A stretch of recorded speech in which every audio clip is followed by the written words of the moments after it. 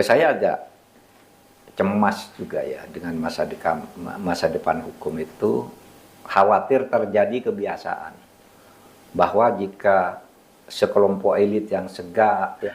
Pak Mahfud gak usah khawatir, gak usah cemas. Kita semua rakyat Indonesia pasti juga akan mengawasi bagaimana jalannya pemerintahan pada masa periode Prabowo Subianto dengan Pak Gibran Raka Buming Raka. Kali ini saya berkesempatan menepi sejenak dari dinamika dan riuh rendah politik di dalam pemerintahan, dan saya akan menyaksikannya dari luar. Kali ini saya punya banyak kesempatan untuk merenung sambil mencermati apa yang sedang dan akan terjadi di negeri ini. Sembari itu saya punya waktu.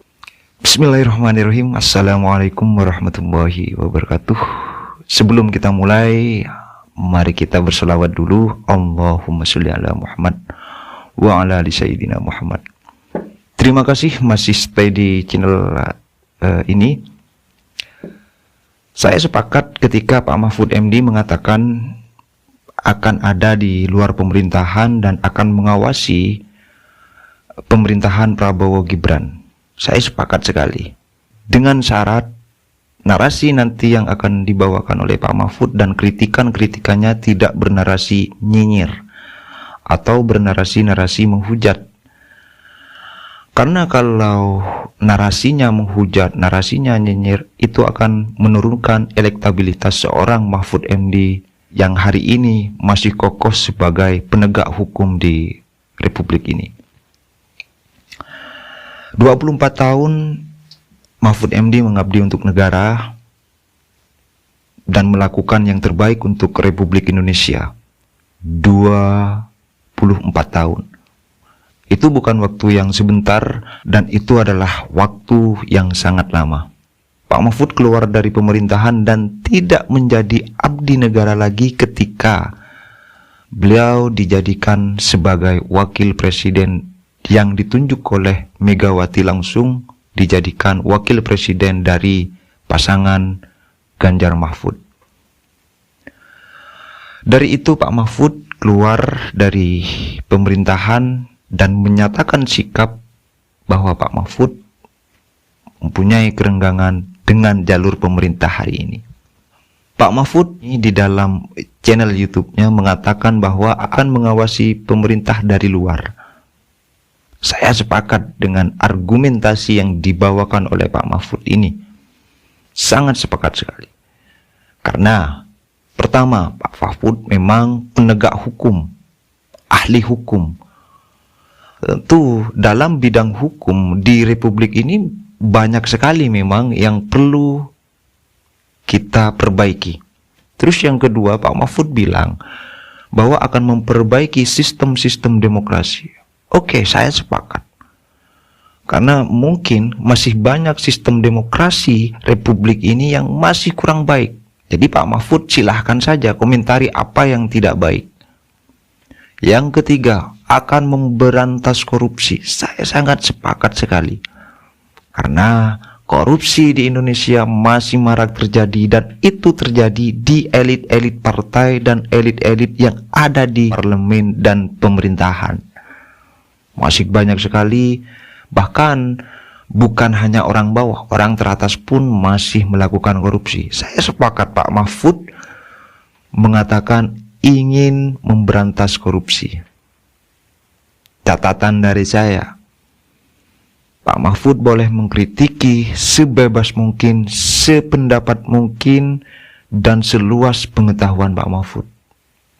Asal Pak Mahfud dengan bijak, dengan baik menyampaikan kritikannya dengan bahasa-bahasa profesional dan tidak mengandung provokatif dan sebuah nyinyiran yang itu tidak penting sekali. Baik, kita tonton sejenak pembawaan dari Pak Mahfud MD yang katanya mau mengawasi pemerintah dari luar, ya. lembaga strategis. Kali ini saya berkesempatan menepi sejenak dari dinamika dan riuh rendah politik di dalam pemerintahan, dan saya akan menyaksikannya dari luar. Kali ini saya punya banyak kesempatan untuk merenung sambil mencermati apa yang sedang dan akan terjadi di negeri ini. Sembari itu, saya punya waktu yang cukup untuk ke kampus, juga bertemu sahabat-sahabat lama, dan berdiskusi dengan berbagai kelompok masyarakat sipil. Satu hal yang penting adalah bagaimana agar saya tidak berhenti bicara, tetap menyampaikan pandangan dan sikap saya untuk terus memperjuangkan demokrasi dan keadilan. Seperti biasa, saya akan bicara terbuka, akan bicara terus terang. Itu sebabnya saya menuangkan pandangan saya pada podcast ini, yang kedepannya akan saya lakukan secara terjadwal. Saya akan memberikan pandangan tentang berbagai agenda penting bangsa kita, terutama penegakan hukum dan keadilan, pemberantasan korupsi, ini lebih terutama lagi, bagaimana merawat demokrasi, menegakkan etika dan moral dalam berbangsa dan bernegara, dan melindungi hak asasi manusia. Tentu hal-hal lain yang terkait dengan hubungan agama dan negara. Jadi, saudara, saya akan hadir insya Allah setiap pekan menemui Anda untuk menyampaikan pikiran dan pandangan saya